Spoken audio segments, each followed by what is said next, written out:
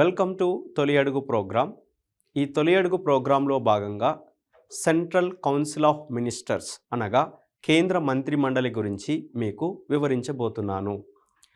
In the previous లెక్చర్లోని మీకు ప్రధానమంత్రి గురించి వివరించడం జరిగింది. ఇప్పుడు సెంట్రల్ కౌన్సిల్ ఆఫ్ మినిస్టర్స్ అనగా కేంద్ర మంత్రి మండలి గురించి వివరించబోతున్నాను. సో భారత రాజ్యాంగం పార్లమెంటరీ వ్యవస్థని ఫాలో అవుతుంది కదా. సో ఈ యొక్క భారత రాజ్యాంగంలో ఈ యొక్క కేంద్ర మంత్రి మండలి గురించి మనకు ఈ యొక్క 4 ఆర్టికల్స్ ద్వారా తెలియజేయడం జరుగుతుంది. That is article 74, 75, 77, 78 and 88. So article 74 ద్వారా మనకేం తెలియజేస్తుందంటే, ఆర్టికల్ 74 ద్వారా council of ministers to aid and advise council of ministers to aid and advise president. Okay, భారత రాష్ట్రపతికి సహాయపడడానికి, సలహా ఇవ్వడానికి ఒక కేంద్ర మంత్రి మండలి అనేది నియమించడం జరుగుతుంది. సో ఈ యొక్క ఆర్టికల్ ద్వారా మనకు council of ministers to aid and advise the president. Next article 75 ఏం చెప్తుందంటే other provisions as to ministers. అంటే ఇక్కడ యాక్చువల్గా భారత ప్రధానమంత్రిని రాష్ట్రపతి నియమిస్తాడు. మీరు ప్రీవియస్ లెక్చర్లో ఆల్రెడీ ఎలాగా అపాయింట్ చేస్తున్న దాని గురించి తెలుసుకున్నాం. అలాగే కేంద్ర మంత్రి మండలిని రాష్ట్రపతి ప్రధానమంత్రి సలహా మేరకు నియమించడం జరుగుతుంది. సో యొక్క ఆర్టికల్ 75 ద్వారా మనకు appointment of the central council of ministers, అలాగే వారి యొక్క జీతభత్యాల గురించి, వారి యొక్క అర్హతల గురించి, హక్కుల గురించి మనకు ఈ యొక్క ఆర్టికల్ ద్వారా తెలియజేయడం జరుగుతుంది. And then article 77 conduct of business of the government of India. Okay, భారత ప్రభుత్వ కార్యనిర్వాహక వ్యవస్థ అంటే భారత ప్రభుత్వము ఏదైనా పాలసీ కానీ ప్రోగ్రామ్ కానీ పెట్టాలనుకున్నప్పుడు, for the development of India పెట్టాలనుకున్నప్పుడు ఆ యొక్క పాలసీలని, ప్రోగ్రాంలను ఒక కేంద్ర మంత్రి మండలి క్షుణ్ణంగా పరిశీలించి ప్రధానమంత్రి విత్ హెల్ప్ తోటి ఈ యొక్క రాష్ట్రపతి ఆమోదం తీసుకోవడం జరుగుతుంది.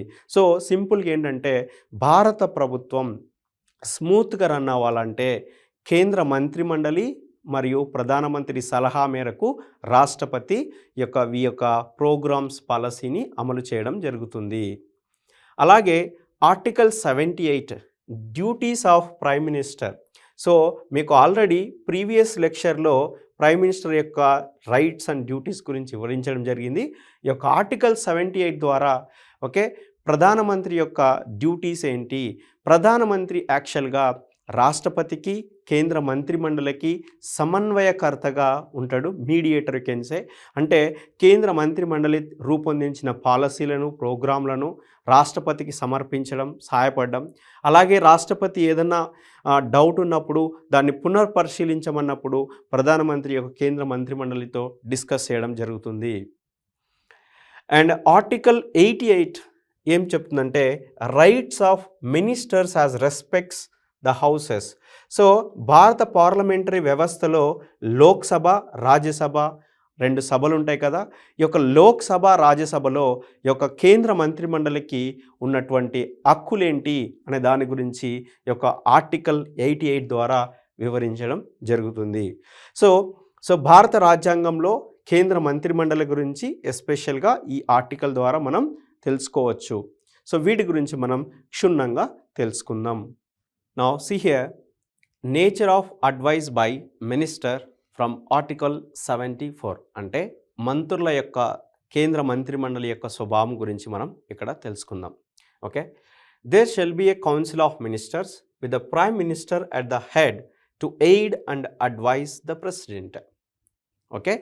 సో భారత రాజ్యాంగం ప్రకారం అండర్ ఆర్టికల్ 74 ద్వారా మనకు ఏం తెలియజేస్తుందంటే ఒక కేంద్ర మంత్రి మండలి ఉంటుంది. ఈ యొక్క కేంద్ర మంత్రి మండలికి హెడ్గా ప్రధానమంత్రి ఉంటాడు. ఈ యొక్క కేంద్ర మంత్రి మండలి మరియు ప్రధానమంత్రి రాష్ట్రపతికి సలహా చేయడానికి, సలహా ఇవ్వడానికి, సహాయం చేయడానికి రూపొందించబడింది అని చెప్పడం జరుగుతుంది. భారత రాజ్యాంగంలో కేంద్ర మంత్రి మండలి అండ్ మరియు ప్రధానమంత్రి, వీరు అంతా ఎ గ్రూప్. ప్రధానమంత్రిని కలిపే మనం కేంద్ర మంత్రిమండలి అంటాం. ఓకేనా? ఈ యొక్క కేంద్ర మంత్రిమండలి రాష్ట్రపతికి సహాయం చేయడానికి, సలహా ఇవ్వడానికి, ఏ విషయంలో? భారత ప్రభుత్వాన్ని నడిపించడానికి, ప్రముఖ పాలసీలు, ప్రోగ్రామ్స్ తీసుకురావడానికి ఈ యొక్క కేంద్ర మంత్రిమండలి సహాయాన్ని రాష్ట్రపతి కోరడం జరుగుతుంది. కాబట్టి ఈ యొక్క కేంద్ర మంత్రిమండలి ఏర్పాటు చేయడం జరిగింది. సో ఎవరు నియమిస్తారు ఈ కేంద్ర మంత్రిమండలి అంటే, కేంద్ర మంత్రిమండలిని రాష్ట్రపతి ప్రధానమంత్రి సలహా మేరకు, అంటే ఇప్పుడు పార్లమెంట్లో ఉన్న సభ్యులను, ఎక్స్పర్టీస్ని మన ప్రధానమంత్రి సెలెక్ట్ చేసుకోవడం జరుగుతుంది. ఈ యొక్క ప్రధానమంత్రి సెలెక్ట్ చేసుకొని రాష్ట్రపతికి సలహా ఇవ్వడం జరుగుతుంది. ఈ యొక్క పర్టికులర్ పర్సన్ని ఈ పర్టికులర్ డిపార్ట్మెంట్కి అసైన్ చేయండి, ఈ పర్టికులర్ పర్సన్ ఈ పర్టికులర్ మినిస్ట్రీకి అపాయింట్ చేయడం జరుగుతుంది. ఓకేనా? And the advice tendered by ministers to the president shall not be inquired into any court. మీకు ఇది చాలా చాలా ఇంపార్టెంట్ అండి, వెరీ వెరీ ఇంపార్టెంట్. అంటే ఇక్కడ జనరల్గా కొన్ని సందర్భాల్లో మీకు ఎగ్జామ్ పేపర్లో ఈ సెంటెన్స్ అనేది అడగడం జరుగుతుంది, కాబట్టి గుర్తుపెట్టుకోండి. సో కేంద్ర మంత్రిమండలి రాష్ట్రపతికి సలహాలు, సూచనలు ఇవ్వడం జరుగుతుంది కదా. సో ఈ యొక్క సలహాలు, సూచనలు ఇచ్చినప్పుడు okay, judicial system, any court ఏదైనా ఆబ్జెక్ట్ చేయొచ్చా? ఆ సలహా తప్పు, ఈ సూచన తప్పు అనడానికి లేదు. ఓకేనా? సో దీన్ని బట్టి ఏమర్థమవుతుందంటే, మనకు రాష్ట్రపతికి ప్రధానమంత్రితో కలుపుకొని కేంద్ర మంత్రిమండలికి ఉన్న సాన్నిహిత్యాన్ని, విశ్వసనీయతని తెలియజేయడం జరుగుతుంది. ఓకేనా?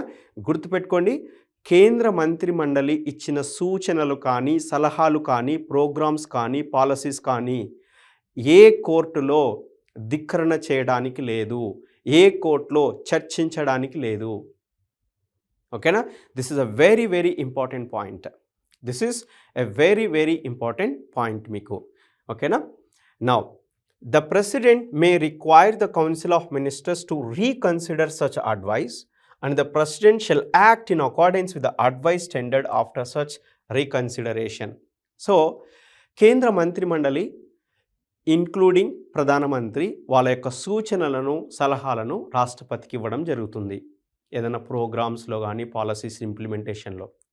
సో అలా ఇచ్చినప్పుడు రాష్ట్రపతికి ఏమన్నా కొంత డౌట్ వచ్చి ఈ యొక్క పాలసీ అప్లిప్మెంట్ ఆఫ్ ద పూర్ పీపుల్కి సెట్ అవ్వదేమో, యొక్క పాలసీ కార్పొరేట్ లైఫ్ స్టైల్ పెంచుతుందేమో అన్న దానికి దోహదపడినప్పుడు రాష్ట్రపతి ఏం చేస్తాడంటే, ఆ యొక్క బిల్లును కానీ ఓకే, ఆ ప్రోగ్రామ్ పాలసీ బిల్లుని మళ్ళీ పునఃపరిశీలించమని పంపిస్తాడు. అంటే మళ్ళీ చెక్ చేసుకోండి ఒకసారి, దీంట్లో కొన్ని మాడిఫికేషన్ చేయండి అని చెప్పడం జరుగుతుంది.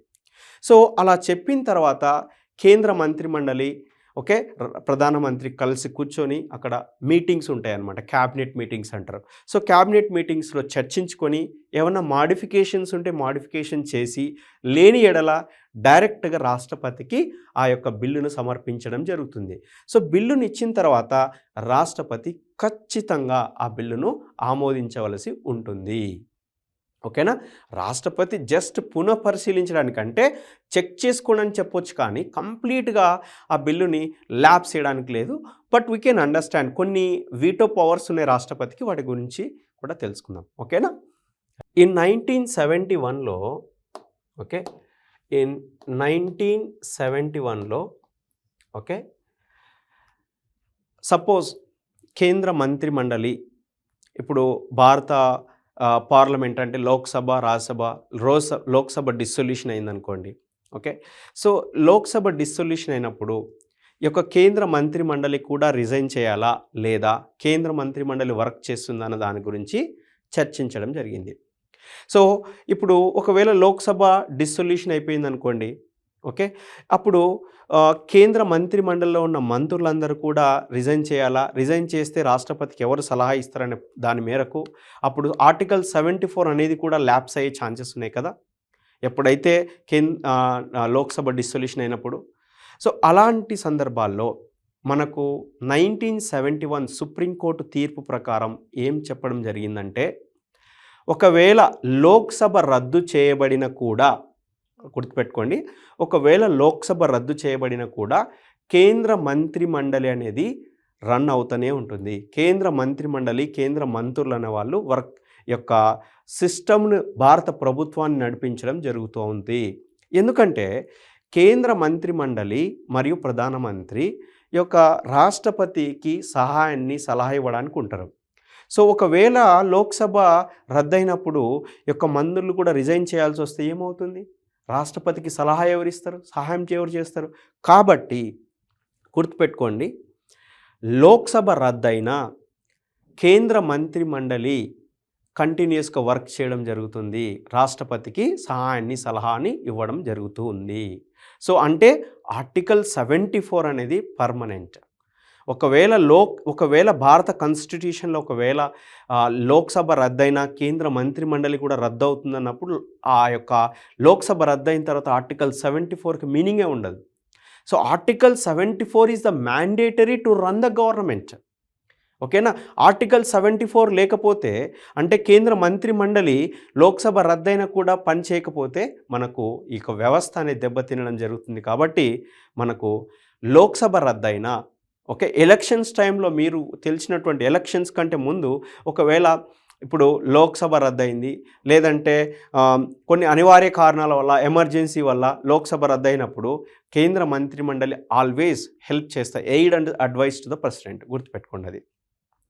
Now, see here, under Article 74 of the Constitution of India, appointment of ministers, కేంద్ర మంత్రి మండలి యొక్క అపాయింట్మెంట్ గురించి తెలుసుకుందాం. సో మీకు ఆల్రెడీ తెలుసు, కేంద్ర మంత్రి మండలిలో ప్రధానమంత్రి ఒక భాగమని, హెడ్ అని. యొక్క ప్రధానమంత్రిని ఎవరు నియమిస్తారు? రాష్ట్రపతి నియమిస్తాడు. అది మెజారిటీ పాలన ఎవరుంటే, మెజారిటీ పార్టీలో అధికార పార్టీలు ఎవరుంటే వాళ్ళని రాష్ట్రపతి ప్రధానమంత్రిగా నియమిస్తాడు. మనం ప్రీవియస్ లెక్చర్లో తెలుసుకోవడం జరిగింది. అలాగే కేంద్ర మంత్రి మండలిని కూడా రాష్ట్రపతి నియమించడం జరుగుతుంది, but on the advice of president. The president shall be appointed by the prime minister shall be appointed by the president. The prime minister shall be appointed by the president and other ministers shall be appointed by the president on the advice of prime minister. Other ministers shall be appointed by the president on the advice of prime minister. Okay, prime minister advice సలహా మేరకు రాష్ట్రపతి కేంద్ర మంత్రి మండలిని నియమించడం జరుగుతుంది. ఓకేనా? So మీరు జనరల్గా అనుకుంటారు మంత్రులను అందరినీ ప్రధానమంత్రి కదా నియమించేది అనుకుంటాడు. ప్రధానమంత్రి సలహా మేరకు రాష్ట్రపతి నియమించడం జరుగుతుంది, అపాయింట్ చేయడం జరుగుతుంది. The total number of ministers including the prime minister in the council of minister, COM అంటే council of minister, shall not exceed 15% of the total strength of the Lok Sabha. Shall not exceed 15%. ఇది గుర్తుపెట్టుకోండి, మీకు exam point of వ్యూలో మీకు ఉపయోగపడుతుంది. Exam point of వ్యూలో ఉపయోగపడుతుంది. Shall not exceed 15% of the Lok Sabha total స్ట్రెంత్లో నుంచి ఓన్లీ 15% మెంబర్స్ని తీసుకోవడం జరుగుతుంది. లోక్సభ మొత్తం స్ట్రెంత్లో నుంచి 15% మెంబర్స్ని under the constitutional amendment act. Okay, 91st constitutional amendment act of 2003 ప్రకారం మనకు కేంద్ర మంత్రి మండలిలో మొత్తం సభ్యుల సంఖ్య మోర్ దెన్ 15% ఉండొద్దు. Less than 15% or up to 15% of total strength of the Lok Sabha ఉండాలి. ఈ పాయింట్ మీకు ఎగ్జామ్కి ఇంపార్టెంట్. గుర్తుపెట్టుకోండి ఈ point. This point is very important for your competitive exams. Now a minister who is a member of one house of the parliament has the right to speak and to take part in the proceedings of the other houses. Okay, also but he can vote only in the house of which he is a member. అంటే ఇప్పుడు మనకు ఎగువ సభ, దిగువ సభ లేదా లోక్సభ, రాజ్యసభ ఉన్నాయి కదా. So కేంద్ర మంత్రి మండలిలో కొంతమందిని రాజ్యసభ నుంచి, కొంతమందిని లోక్సభ నుంచి యొక్క ప్రధానమంత్రి సలహా మేరకు రాష్ట్రపతి నియమించడం జరుగుతుంది. ఓకే.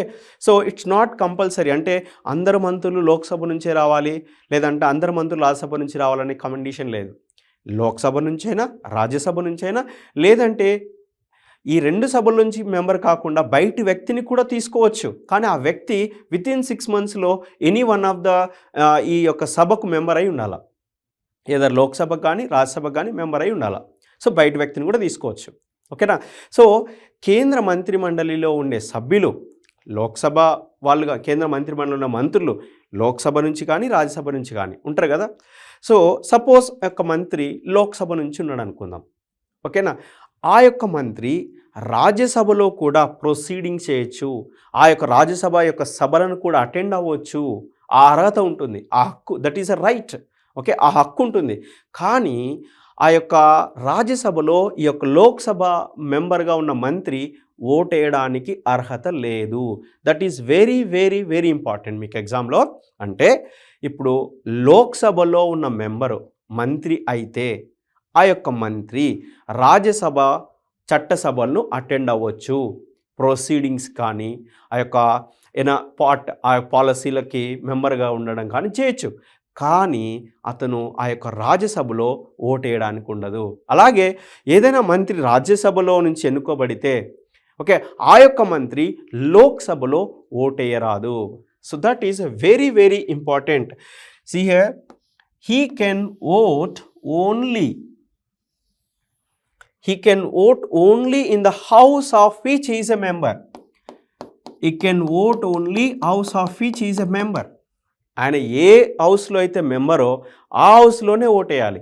కానీ ప్రొసీడింగ్స్ కానీ ఓకేనా, ఓకే, మాట్లాడొచ్చు కూడా, వేరే హౌస్లో మాట్లాడవచ్చు, ప్రొసీడింగ్ చేసుకోవచ్చు, ఏదైనా చేయొచ్చు, కానీ ఓటేయడానికి లేదు. This point is also very very important. This is under article 75. Right. So now here I am going to discuss about the responsibility of Council of Ministers. అంటే ఈ యొక్క కేంద్ర మంత్రిమండలి యొక్క రెస్పాన్సిబిలిటీస్ గురించి మీకు చెప్పబోతున్నాను. జనరల్గా 2 టైప్స్ ఆఫ్ రెస్పాన్సిబిలిటీస్ ఉంటాయి. ఒకటి ఏంటంటే కలెక్టివ్ రెస్పాన్సిబిలిటీ, సెకండ్ వచ్చేసి individual responsibility. So what is collective responsibility అంటే, under the article 75 clearly states that the Council of Ministers is collectively responsible to the Lok Sabha. Okay? ఈ యొక్క కేంద్ర మంత్రి మండలి లోక్సభకు సమష్టి బాధ్యత వహించాలా. ఓకేనా? This means that this will be all the ministers own joint responsibility to the Lok Sabha for all their acts and omissions. Joint responsibility అంటే ఇక్కడ కేంద్ర మంత్రి మండలి అనగా యొక్క మంత్రులు లోక్సభ నుంచి ఉంటారు, రాజ్యసభ నుంచి ఉంటారు. కానీ ఈ యొక్క రాజ్యసభ మంత్రులు అనే వాళ్ళు లోక్సభకి రెస్పాన్సిబుల్ అనేది ఉండొద్దు. అంటే రాజ్యసభ నుంచి మెంబర్ అయ్యి మంత్రి అయినా కానీ ఈ యొక్క లోక్సభకు సమిష్టి బాధ్యత వహించాల. సపోజ్ కేంద్ర మంత్రి మండలి రిజైన్ చేస్తే, ప్రధానమంత్రి సలహా మేరకు రిజైన్ చేస్తే, రాజ్యసభలో ఉన్న మంత్రులు కూడా రిజైన్ చేయాల్సి ఉంటుంది ఆటోమేటిక్గా. అంటే మేము రాజ్యసభ కదా, మేము రిజైన్ చేయమనడానికి లేదు. కేంద్ర మంత్రి మండలి అనేది ఒక జట్టుగా పనిచేయాలి. ఓకే, కేంద్ర మంత్రి మండలి అనేది ఒక జట్టుగా పనిచేయాలా. కేంద్ర మంత్రి మండలి అందరూ ఆమోదించిన బిల్లులు కానీ పాలసీలు కానీ అందరూ యాక్సెప్ట్ చేయాలా. ఒకవేళ సపోజ్ ఒక బిల్లు ఉంది, పాలసీ ఉంది, యాక్సెప్ట్ చేయలేదనుకోండి, అంటే ఒక 20 మంది ఉన్నారు మంత్రులు. ఆ 20 మందిలో ఒక పర్సన్ యాక్సెప్ట్ చేయలేదు, ఒక పర్సన్కి ఆ బిల్ మీద ఇంట్రెస్ట్ లేదు, ఆ బిల్ అతను నచ్చట్లేదు. సో అతను గాన సమర్థించకపోతే ఆ బిల్లుకు అతను డెఫినెట్గా రిజైన్ చేసి వెళ్ళాలి. బెస్ట్ ఎగ్జాంపుల్ మీకు ఏంటంటే, సో 1953లో ద హిందూ కోడ్ బిల్ అని ఒక బిల్ పాస్ చేయాల్సి వచ్చింది. ఈ హిందూ కోడ్ బిల్ అప్పుడు బిఆర్ అంబేద్కర్ తన సహచరులతో ఏకీభవించలేదు. అంటే ఈ యొక్క హిందూ కోడ్ బిల్ తనకు నచ్చలేదు. సో ఆ టైంలో అతను రిజైన్ చేయాల్సి వచ్చింది, రిజైన్ చేసేసాడు.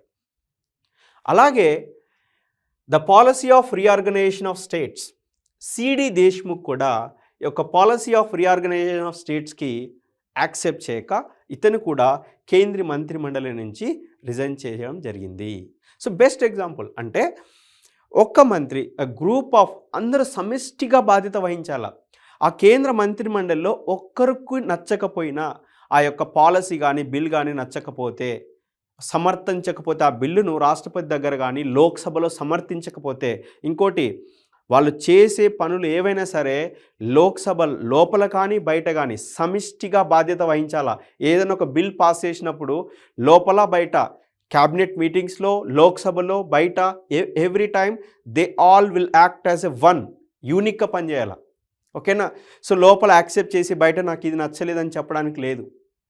ఓకే, ఒకవేళ నచ్చకపోతే ఓకే సమర్థించకపోతే ఆ బిల్లును రిజైన్ చేయాల్సి ఉంటుంది. గుర్తుపెట్టుకోండి. Okay, that is called principle of collective responsibility అంటాం. The principle of collective responsibility also means that the cabinet decisions bind all the cabinet ministers even if they differed in the cabinet meetings. Okay, cabinet మీటింగ్స్లో differ అయినా కానీ డెఫినెట్గా వాళ్ళు సమర్థించాల్సిందే. If any minister disagree with the decisions of the cabinet he is not prepared to defend it, he must resign. గుర్తుపెట్టుకోండి, ఎవరైనా minister okay ఏదైనా policy కానీ ఈ యొక్క క్యాబినెట్ మీటింగ్స్లో జరిగినప్పుడు ఓకే ఆ యొక్క మీటింగ్స్కి డెసిషన్స్కి సమర్థించకపోతే అతను రిజైన్ చేయాల్సి ఉంటుంది. The best these are the 2 persons.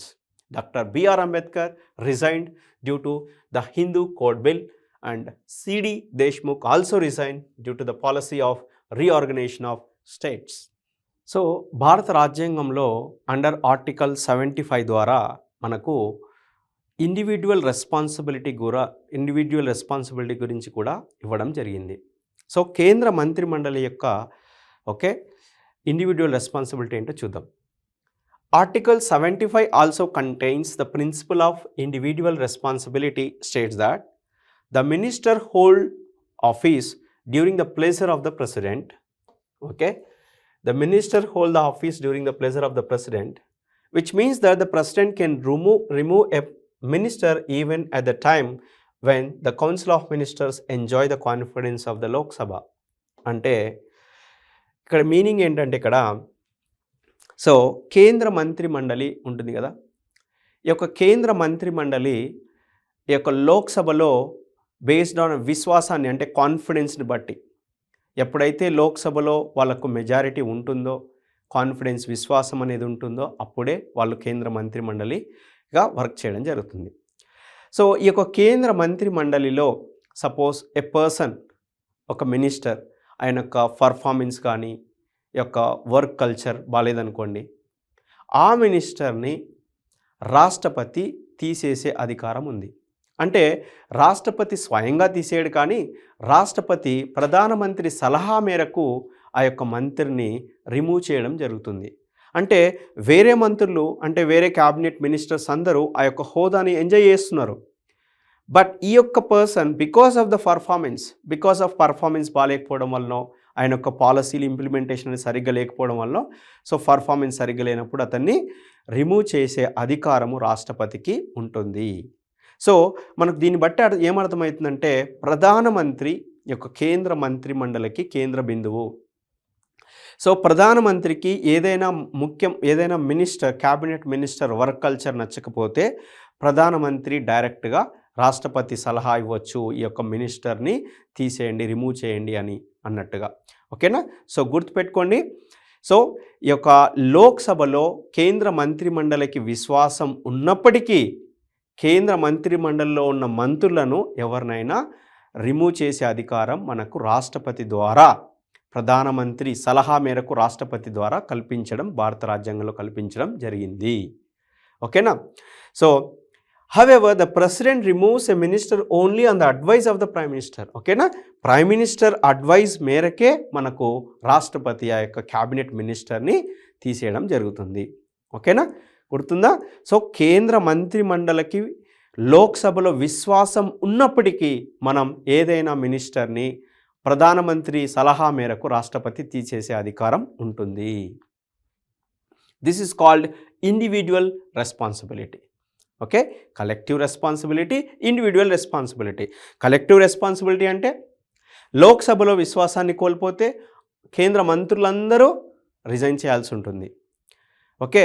So రాజ్యసభలో మెంబర్స్ అయినా, లోక్సభలో మెంబర్స్ అయినా ఓకే. విశ్వాసం లేకపోతే లోక్సభలో కేంద్ర మంత్రులందరూ రిజైన్ చేయాలా. ఎలా అంటే ప్రధానమంత్రి సలహా మేరకు రాష్ట్రపతి వాళ్ళని రిజైన్ చేయమని చెప్పడం జరుగుతుంది. రైట్. నౌ సో కేంద్ర మంత్రి మండలి జనరల్‌గా మనకు 3 భాగాలుగా ఉంటుంది. ఓకే. ఇక్కడ మీకు ఇక్కడ చూస్తే తెలుస్తుంది. Cabinet ministers, ministers of state and deputy ministers. Okay. The composition of council of ministers are cabinet ministers, ministers of states and deputy ministers. మనం చూద్దాం వన్ బై వన్. ఈ క్యాబినెట్ మినిస్టర్స్ ఎవరు, మినిస్టర్స్ ఆఫ్ స్టేట్స్ ఎవరు, deputy ministers ఎవరో చూద్దాం. First cabinet ministers. These head the important ministries of the central government. Important ministries అంటున్నాడు ఇక్కడ. So important ministries అంటే ఇమ్మీడియట్గా మీకు గుర్తుండాల్సింది ఏంటంటే home ministry, defence ministry. Okay. Home ministry, defence ministry, finance ministry, external affairs ministry మెయిన్గా. Okay. Home ministry, defence ministry, finance ministry, external affairs ministry, ఇంకా కొన్ని ఉంటాయి. సో ఇలాంటి మెయిన్ ఇంపార్టెంట్ మినిస్ట్రీస్ అందరూ క్యాబినెట్ మినిస్టర్స్ ఉంటారు. ఓకేనా. Cabinet is the chief policy formulating body of the central government. Okay. So ఏదైనా పాలసీని ఫార్ములేట్ చేయాలన్నా, ఏదైనా ప్రోగ్రామ్ని నడిపించాలన్నా cabinet ministers are the main person. Okay. ఏదైనా బిల్ పాస్ అవ్వాలన్నా, ఏదైనా కొత్త బిల్ తయారు చేయాలన్నా, okay. Suppose you just simple like abolition of article 370. Jammu and కాశ్మీర్కి ప్రత్యేక అర్హతలు ఉన్నాయి కదా ఇంతకుముందు. ఈ యొక్క ఆర్టికల్ 370 రద్దు చేయడం కోసం ఓకే.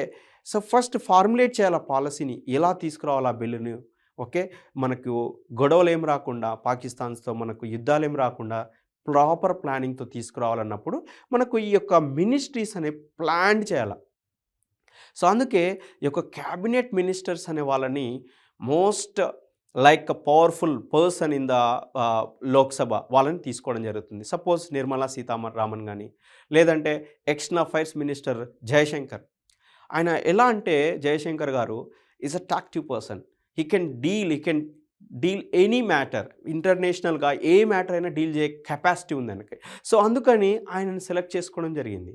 సో ఒక మోస్ట్ ఎఫిషియెంట్ పర్సన్ని ఈ యొక్క ఇలాంటి పవర్స్కి మనకు ఇలాంటి ఒక మినిస్ట్రీస్కి అపాయింట్ చేయడం జరుగుతుంది. వాళ్ళే మెయిన్గా పాలసీ ఫార్ములేట్ చేయడానికి. ఓకేనా. So some of these main ministry people ఇక్కడ మీకు కొన్ని ఎగ్జాంపుల్స్ ఇవ్వడం జరిగింది. ఓకేనా. The best ministries like home ministry, okay, road and transport ministry, finance ministry, right, like that ఇలా ఉంటారనమాట. సో ఇది మెయిన్ ఇంపార్టెంట్ ఇక్కడ మనకు. సో వీళ్ళే మనకు ఏదైనా ప్రోగ్రామ్ని కానీ పాలసీని కానీ ఫార్ములేట్ చేసి మనకు రాష్ట్రపతితో అమలు పొందించేంత వరకు ట్రై చేసేవాళ్ళు. ఓకేనా. సో మినిస్ట్రీస్ ఆఫ్ స్టేట్స్ అంటే ఏంటో చూద్దాం. See these can either be given independent charge of ministries or departments or can be attached to the cabinet ministry. So independent charge of ministries, suppose a coal ministry ఉందనుకోండి. So coal మినిస్ట్రీని క్యాబినెట్లో పెట్టవచ్చు, లేదంటే ministry of స్టేట్స్కి పెట్టవచ్చు కూడా. అది independent. లేదంటే డిపార్ట్మెంట్ ఉంటుంది. Suppose space, department of space research centre ఉంటుంది కదా. సో డిపార్ట్మెంట్ ఆఫ్ స్పేస్ రీసెర్చ్కి ఒక పర్సన్ని మనం పెట్టాలనుకున్నప్పుడు ఈ యొక్క మినిస్టర్ ఆఫ్ స్టేట్ని మనం పెట్టడం జరుగుతుంది. లేదంటే defence research development organisation DRDO ఉంది. ఇప్పుడు this is comes under defence ministry, cabinet ministry. Defence ministry is a cabinet. ఆ క్యాబినెట్ మినిస్ట్రీలో ఒక డిపార్ట్మెంట్కి మనం హెడ్గా చేయొచ్చు. That is called ministry of states. Okay. Suppose central home ministry ఉంటుంది కదా. సో అలాగే state home ministry at present you can take central home ministry Amit Shah deal చేస్తున్నాడు కదా. అలాగే స్టేట్ హోమ్ మినిస్ట్రీకి ఎవరున్నారు? తెలంగాణ నుంచి ఉన్నారు కదండి. ఓకేనా. సో అలాగనమాట. So that is very very important, right. So in case of attachment they may be either be given the charge of departments of ministers headed by the cabinet ministers or allotted to the specific work related to the ministers headed by the cabinet ministers. So ఈ ministry of స్టేట్స్కి ఒక suppose you just take simple example home ministry ఉంది. That is a cabinet ministry dealing with Amit Shah. So ministry of states of home ministry ఉంటుంది మనకు. ఈ యొక్క ministry of home ministry ఇక్కడ మనకు బండి సంజయ్ గారు ఉన్నారు ఇప్పుడు ప్రస్తుతానికి. సో ఆయనకి ఏం చేస్తారంటే ఈ హోమ్ మినిస్ట్రీలోనే ఒక డిపార్ట్మెంట్ ఆర్గనైజ్ చేయడం జరుగుతుంది. నువ్వు ఈ వర్క్ చూసుకో, నువ్వు ఈ వర్క్ చూసుకో అని. అలాగా మినిస్ట్రీ ఆఫ్ స్టేట్స్ అనే వాళ్ళు క్యాబినెట్ మినిస్ట్రీకి డైరెక్ట్గా ఇండైరెక్ట్గా హెల్ప్ చేయడం జరుగుతుంది. లేదంటే వాళ్ళ కంప్లీట్గా ఇండిపెండెంట్ మినిస్ట్రీ ఇవ్వడం జరుగుతుంది. ఓకే, ఒకవేళ లేదంటే ఒక డిపార్ట్మెంట్కి హెడ్గా చేయడం జరుగుతుంది. That is very important. ఓకేనా. సో ఒకవేళ ఇండిపెండెంట్గా మినిస్ట్రీ ఇస్తే వాళ్ళు క్యాబినెట్ మినిస్టర్స్కి రెస్పాన్సిబుల్ కాదు, వాళ్ళు ఓన్గా వాళ్ళ యొక్క వర్క్ వాళ్ళు చూసుకోవాలి. ఒకవేళ సెంట్రల్ మినిస్ట్రీ క్యాబినెట్ మినిస్ట్రీకే సబ్ ఆర్డినేట్గా ఏదైనా పెడితే వాళ్ళు డెఫినెట్గా క్యాబినెట్ మినిస్ట్రీకి రెస్పాన్సిబుల్ అయి ఉండాలి. సో వర్క్ని షేర్ చేసుకోవడం అంటారు సింపుల్గా. అంటే వర్క్ని షేర్ చేసుకోవడానికి ఒక మినిస్ట్రీ ఆఫ్ స్టేట్స్ అని పెట్టడం జరిగింది సింపుల్గా. నా డిప్యూటీ మినిస్టర్స్ జనరల్గా ఇండియన్ కల్చర్లో డిప్యూటీ మినిస్టర్ అనేది లేదు. జనరల్గా డిప్యూటీ మినిస్టర్ అనేది ఎప్పుడు ఉంటుందంటే పొలిటికల్ రీజన్స్ వల్ల. అంటే కొన్నిసార్లు మెజారిటీ పార్టీ రాకపోవచ్చు. మెజార్టీ పార్టీ రాకపోయినప్పుడు 2-3 పార్టీలు కలిసి ఒక ప్రధానమంత్రిని ఎన్నుకోవడం, కేంద్ర మంత్రి మండలిని ఎన్నుకోవడం జరుగుతుంది. సో కొంతమంది అసంతృప్తిగా ఉన్న మెంబర్స్, లోక్సభ మెంబర్స్కి, రాజ్యసభ మెంబర్స్కి యొక్క డిప్యూటీ మినిస్టర్ పోస్ట్ కూడా ఇవ్వడం జరుగుతుంది. ఇది ఏంటంటే జస్ట్ పొలిటికల్ రీజనే అంతే. ఓకేనా. So they are attached to the cabinet ministers or ministries of the states. వీళ్ళు ఎవరికంటే క్యాబినెట్ మినిస్టర్స్కి అటాచ్ చేయడం జరుగుతుంది, లేదంటే మినిస్టర్ ఆఫ్ స్టేట్స్కి అటాచ్ చేయడం జరుగుతుంది. ఎందుకంటే వాళ్ళకి సహాయం చేయడానికి. They assist them in there administrative political and parliamentary duties. ఇక డిప్యూటీ మినిస్టర్స్ యొక్క మెయిన్ క్యాబినెట్ మినిస్ట్రీకి అసిస్ట్ చేయడానికి, సహాయం చేయడానికి, సలహా ఇవ్వడానికి ఉంచడం జరుగుతుంది. ఓకేనా. So council of ministers may also include deputy prime ministers or deputy ministers. The deputy prime ministers are appointed by mostly the political reason. Remember, this is not that much important. They are appointed by the political reasons. Like Sardar Vallabhbhai Patel garu kuda deputy prime minister ga work cheyadam jarigindi. Alage L. K. Advani garu kuda deputy prime minister ga work cheyadam jarigindi. Now you can see the role of cabinet. Role of cabinet. వాళ్ళ యొక్క roles ఏంటో చూద్దాం. Cabinet ministry యొక్క roles. It is the highest decision making in our politico administrative system. Remember, భారత రాజ్యాంగం, భారత ప్రభుత్వంలో ఎవరు హైయెస్ట్ డెసిషన్ మేకింగ్ అంటే క్యాబినెట్ మినిస్టర్స్. గుర్తుపెట్టుకోండి, highest decision making persons. It is the chief policy formulating body of the central government. ఏదైనా policy formulate చేయాలన్నా, ఏదైనా బిల్లును ఆమోదించడానికి these are the people, cabinet minister, they are the main persons. It is the supreme executive authority of the central government. They are the supreme executive authority of the central government. Cabinet ministers are supreme executive authority of the central government. It is the chief coordinator of central administration. So భారత కేంద్ర ప్రభుత్వాన్ని నడిపించడానికి వీళ్ళు main coordinators. It is an advisory body to the president and its advise is binding on him. So భారత రాష్ట్రపతికి సలహా ఇవ్వడం కోసం యొక్క క్యాబినెట్ మినిస్టర్స్ అనేది నియమించడం జరిగింది. It is the chief crisis manager and thus deals with the emergency situation. All emergency సిచ్యుయేషన్లో they are the main persons to take decisions. ఓకేనా. Like it deals with all major legislative and financial matters. They deal with the legislative, ఆర్థిక పరమైన, రాజ్యాంగపరమైన matters కూడా they will check. And it exercise control over higher appointments. Like you might be familiar. Like judiciary system లో like high court judges ని కానీ, అలాగే like you can take it as UPSC chairmans ని కానీ, finance కమిషన్ని కానీ, like అలాగా కొన్ని judicial సిస్టమ్స్లో ఉన్న జడ్జెస్ని. And like you can say for example UPSC chairmans ఉంటారు కదా, యూపీఎస్సీ చైర్మన్స్ని, ఫైనాన్స్ కమిషన్ చైర్మన్స్ని, అలాగే కంట్రోల్ ఆడిటర్ జనరల్ని, అలా హయ్యర్ అఫీషియల్స్ని అపాయింట్ చేయడానికి, ప్రిన్సిపల్ సెక్రటరీని అపాయింట్ చేయడానికి వీళ్ళు ఉంటారు. It deals with all foreign policy and foreign affairs. So వీళ్ళు ఫారిన్ పాలసీ మేకింగ్లో కానీ, ఫారిన్ అఫైర్స్ వేరే కంట్రీస్తో సత్సంబంధాలు ఎలా మెయింటైన్ చేయాలనే దాని గురించి కూడా మెయిన్ రోల్లో ఉంటారు. సో ఫైనల్గా I am going to give the differences between council of ministers and cabinet ministers. ఓకేనా? So council of ministers on this side and cabinet ministers here. It is a wider body consists of 60 to 70 ministers. ఓకేనా? Council of మినిస్టర్స్లో 60 to 70 ministers ఉంటారు, wider body. But cabinet ministers వచ్చేసి a small body, it consist of only 15 to 20 ministers ఉంటారు. క్యాబినెట్లో only 15 to 20 ministers ఉంటారు. So మీకు ఈ మినిస్టర్ వీళ్ళు ఎవరు సార్ అంటే, వాళ్ళు మేబీ మినిస్ట్రీ ఆఫ్ స్టేట్స్ ఉండొచ్చు, డిప్యూటీ మినిస్టర్స్ ఉండొచ్చు. ఓకేనా? సో మెయిన్ క్యాబినెట్లో 15 to 20 ఉంటారు. కౌన్సిల్ ఆఫ్ మినిస్టర్ కేంద్ర మంత్రిమండలిలో 60 to 70 ఉంటారు. Now it includes all the 3 categories of ministers like cabinet ministers, ministers of states and deputy ministers. So చెప్పాను కదా, so ఈ కేంద్ర మంత్రిమండలిలో క్యాబినెట్ మినిస్టర్స్ ఉంటారు, మినిస్టర్ ఆఫ్ స్టేట్స్ ఉంటారు అండ్ డిప్యూటీ మినిస్టర్స్ ఉంటారు. కానీ క్యాబినెట్ వచ్చేసరికి క్యాబినెట్లో క్యాబినెట్ మినిస్టర్సే ఉంటారు. క్యాబినెట్ మినిస్టర్స్, క్యాబినెట్ అనేది ఒక కేంద్ర మంత్రి మండలిలో ఒక భాగం. It is a part of the council of ministers. It is a part of the council of ministers. Cabinet is nothing but a part of the council of ministers. గుర్తుపెట్టుకోండి, part of the council of ministers. It has no collective functions, it has collective functions. Okay, and its functions are determined by the cabinet. Yes, ఏ పని చేయాలా, ఏ పని చేయొద్దు అనేది determined by the cabinet. So cabinet ఏం చేస్తుందంటే కౌన్సిల్ ఆఫ్ మినిస్టర్స్కి డైరెక్షన్స్ ఇస్తుంది. సో మీరు ఈ వర్క్ చేయాలా, ఈ వర్క్ చేయాలని. So it directs the council of ministers by taking policy decisions which are binding all ministers. Okay, which are binding all ministers. Right.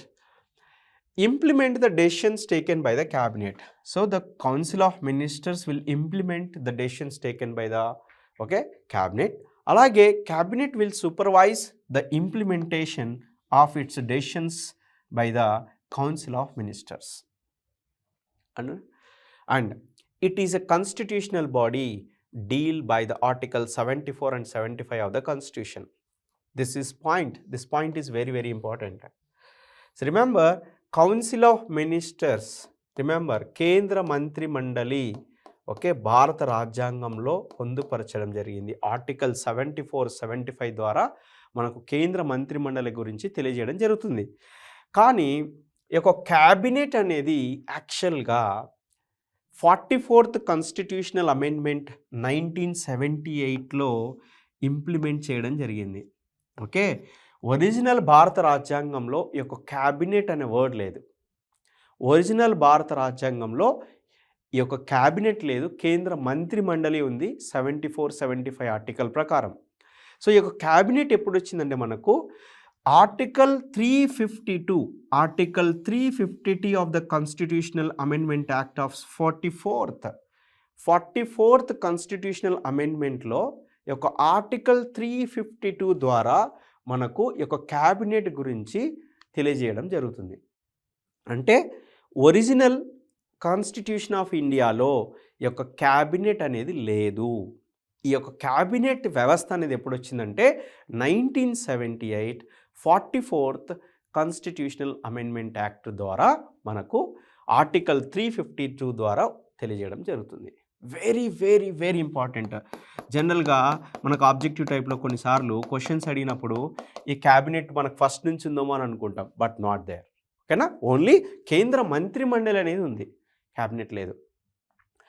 So it collectively responsible to the lower house of the parliament. Okay, లోక్సభకు they are collectively responsible. Okay, it enforces the collective responsibility of the council of ministers to the Lok Sabha. So ఈ యొక్క cabinet ministers enforce చేస్తారు council of మినిస్టర్స్ని. You are the people, you are the responsible అన్నట్టు. ఓకేనా, so these are the differences between the cabinet and council of ministers. So మీరు మేజర్గా గుర్తుపెట్టుకోవాల్సింది ఇదండి. Okay, council of ministers is a body, constitutional body under article 74-75. భారత రాజ్యాంగం మొదటి నుంచి ఈ యొక్క కౌన్సిల్ ఆఫ్ మినిస్టర్స్ ఉంది ఆర్టికల్ 74-75 ద్వారా. కానీ క్యాబినెట్ అనేది 1978 44th కాన్స్టిట్యూషనల్ అమెండ్మెంట్ ద్వారా మనకు ఇక్కడ చెప్పడం భారత రాజ్యాంగంలో అమలు చేయడం జరిగింది. అది ఆర్టికల్ 352 ద్వారా. That is very very important point, right? So this is the information. So మనము ఈ వీడియోలో కౌన్సిల్ ఆఫ్ మినిస్టర్స్ అనగా కేంద్ర మంత్రిమండలి గురించి క్షుణ్ణంగా తెలియజేయడం జరిగింది. సో మీకు ఈ యొక్క కేంద్ర మంత్రిమండలి నుంచి ఎలాంటి క్వశ్చన్స్ అడిగే ఛాన్స్ ఉందంటే we will see here. Now, who was the first women external affairs minister in India? So the Indira Gandhi was the first external affairs minister. The second minister వచ్చేసి okay Sushmita Swaraj. Okay, so first person is Indira Gandhi, was the Indira Gandhi, first woman external affairs minister. Next is, who was the first home minister of India? The first home minister of India is Sardar Vallabhbhai Patel. Okay, Sardar Vallabhbhai Patel is the first home minister of India. Next వచ్చేసి this type of questions mainly for competitive exams.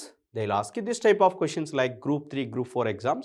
This type of exams like AEE, AE, group level 1 level, group 2 level exams, they'll ask you.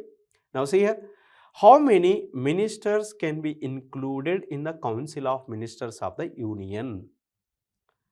See, first option, 10 to 15% of the total number of members of the people. 10 to 15 is given. It is not correct. Next, 50% of the total number of members given, not correct. As many as wishes by the Prime Minister of India, no, it is not correct. 15% is correct. 15% of the members of the Lok Sabha. This is actually not total members of the both the houses, it's just members of Lok Sabha actually. 15% of the total number of members of the Lok Sabha. So 15%, A is the correct answer. D is the correct answer for this question. Now, the Council of Ministers of Central Government comes into the existence only after. So కేంద్ర మంత్రి మండలి అనేది ఎప్పుడు వస్తుందంటే ఎప్పుడైతే వాళ్ళు ప్రమాణ స్వీకారం చేస్తారో అప్పుడు వస్తుంది. So all the ministers have taken the oath of office. This is the correct answer. Okay, this is the correct answer for this question. ఎప్పుడైతే వాళ్ళు ప్రమాణ స్వీకారం చేస్తారో అప్పట్టుంటే అవుతుంది, అంతేగాని ప్రధానమంత్రి ప్రమాణ స్వీకారం చేసిన తర్వాతనో లేదంటే అలా అవ్వదు. అలొకేటింగ్ పోర్ట్ఫోలియోస్ అయిన తర్వాతనో అలా కాదు. ఎప్పుడైతే వాళ్ళు ప్రమాణ స్వీకారం చేస్తారో అప్పుడే అవుతుంది. Next, which of the following is incorrect about the council of minister? Options will see. Council of minister is collectively responsible for the Lok Sabha. Yes, this is correct. But మన క్వశ్చన్లో ఇక్కడ ఇన్కరెక్ట్ అంటున్నాడు. సో బీ కేర్ఫుల్, క్వశ్చన్ చదివేటప్పుడు చాలా కేర్ఫుల్గా చదవండి. కొన్ని సందర్భాల్లో ఇన్కరెక్ట్ అంటాడు. So be careful. So incorrect statement ఏదో కనుక్కోవాలి మనం. సో ఫస్ట్ స్టేట్మెంట్ కరెక్ట్, ఎందుకంటే all the council of ministers are collectively responsible for the Lok Sabha and there is a legal responsible of a minister in India. మీకు already చెప్పిన, there is no legal responsibility. Collective responsibility ఉంది, individual responsibility ఉంది. నేను legal responsibility గురించి చెప్పానా? లేదు, legal responsibility లేదు. అంటే వాళ్ళు ఇచ్చిన సలహాలు సూచనలు అనేవి కోర్టులో విచారించబడవు. ఓకే, కౌన్సిల్ ఆఫ్ మినిస్టర్స్ ఇచ్చిన సలహాలు సూచనలు అనేవి కోర్టులో విచారించబడవు. There is no legal responsibility. దీని ద్వారా మనకేం తెలియజేస్తుందంటే రాష్ట్రపతికి కేంద్ర మంత్రి మండలికి ఉన్న సన్నిహిత స్వభావాన్ని తెలియజేస్తుంది, విశ్వసనీయతను తెలియజేస్తుంది. ఓకేనా, గుర్తుపెట్టుకోండి. If any minister disagrees with the cabinet decision and is not prepared to defend then he must resign. Obviously yes, ఏదైనా మినిస్టర్ క్యాబినెట్ డెసిషన్స్కి అగ్రి అవ్వకపోతే, సమర్థించకపోతే ఆబ్వియస్లీ రిజైన్ చేయాలి. కరెక్ట్, ఇది కరెక్టే. ఫస్ట్ స్టేట్మెంట్ కరెక్టే, this is not correct. Right, there is no legal responsibility అన్నప్పుడు correct, there is a legal responsibility అన్నాడు. So wrong. More than one option the above is not. This is here so this is the correct statement for this question. This is the correct answer. ఓకేనా? The statement is not correct. Okay, clear understood. So these are the questions. ఇలాంటి type of questions మీకు exam పేపర్లో అడిగే chance ఉంది. Thank you, ధన్యవాదాలు.